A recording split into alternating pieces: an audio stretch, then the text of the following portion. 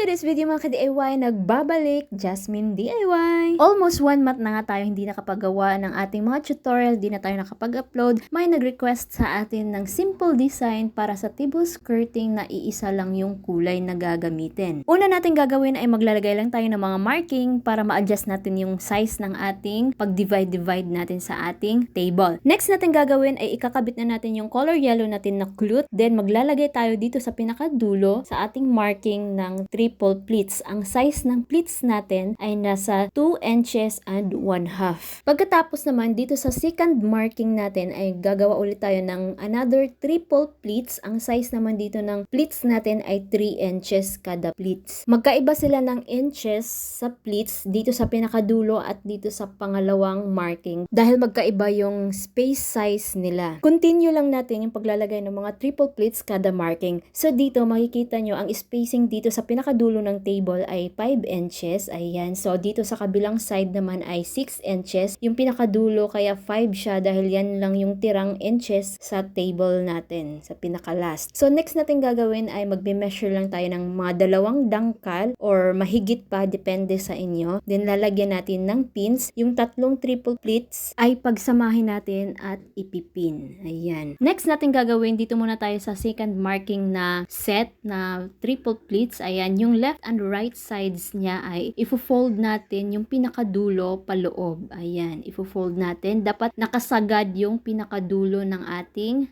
pleats. So, isasagad mo siya sa may clute natin. Ayan, sasagad mo siya. Ayan. Next naman, yung sa gitna, yung center pleats natin ay tutupin lang natin yung pinakadulo para makuha natin yung center niya at gagawin natin siyang box pleat. So, ifa-flat mo lang yung clute, then ipipin natin side to side. Dapat yung pagpin natin ay hindi kita yung kanyang pins. Dapat sa likod lang mismo nakapin para hindi nakalabas yung pins natin. For more videos and more design, you can visit my YouTube channel mga ka-DIY. Marami kayong mapagpipili ang mga design sa ating table skirting, backdrop at iba pa. Ang gamit nating table clute dito ay Silk Alpagena at ang habang na magagamit natin sa 2 meters na table ay 8 yards. Pagkatapos natin magawa yung ating triple pleats with box pleats, so dito naman tayo sa pinakababa, ayan, yung mga dulo to dulo ng ating mga pleats ay lalagyan natin ng pins para maganda tingnan nakabuka yung kanyang mga pleats sa baba. Napakasimple at napakadaling gawin ito mga DIY, perfect na perfect sa kahit anong okasyon. Pwede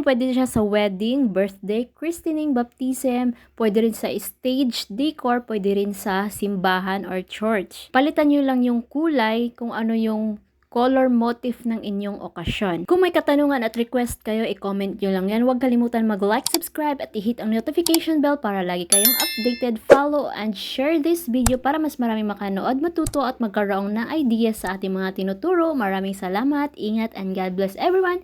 See you on next upload.